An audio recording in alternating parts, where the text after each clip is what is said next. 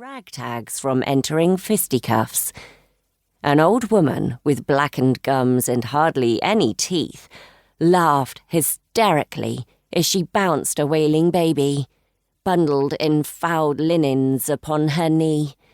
And to top it off, in the corner, a stray, mangy dog lifted its leg over a potted plant. Immediately, Hugh regretted his decision to leave his warm, quiet home on Bedford Street at such a ridiculous hour. He had no one to blame but himself. It wasn't as if he'd been summoned to the station. And earlier that afternoon, he'd resolved an investigation into several stolen shipments of snuff.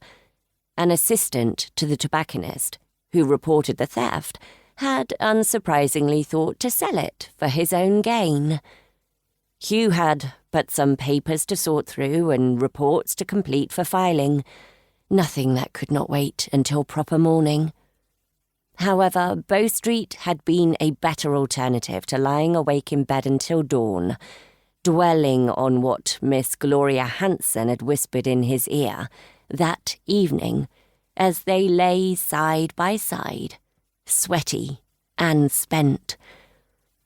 "Who were you just making love to? It was not me." He'd stared at his long-standing mistress, baffled, and asked her to explain her meaning, though now he wished he had not. The harassed booking officer caught Hugh's eye. He parted his lips as if to call to him, and Hugh quickly raised a hand in greeting before darting toward his office.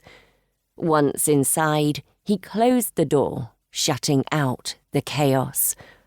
He hung his greatcoat and top hat, both damp from a misty autumn rain, and sighed as he collapsed into the creaky chair behind his desk.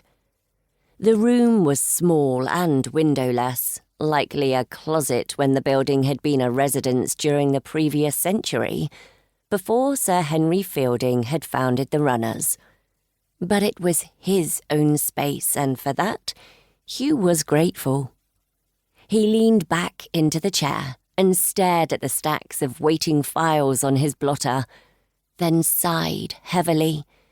It seemed all he'd managed to do was change his physical location, for the memory of Gloria's bold question continued to plague him.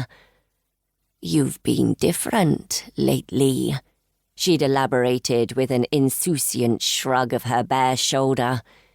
"In what manner?" "Distant. Like you are thinking of something else, and yet—" She had searched for the right words before settling upon, "You are also more passionate, desperately so." Hugh had increased their once-weekly assignations to twice-weekly, and it had not escaped him that most recently he had been asking her to visit a third time. Their exclusive arrangement seemed to please them both. As an assistant to Madame Gascoigne, one of the best modistes in London, Gloria earned a decent wage. However, there was no question her agreement with Hugh benefited her greatly. And while most men of Hugh's circumstances would not bother to keep a regular mistress, and would instead spread their seed among the many willing ladies of their demi-monde, or even among lower-class Cyprians, that sort of transaction had never appealed to him. Instead, for the last year, Gloria had warmed his bed. Apparently, she had keen skills of observation.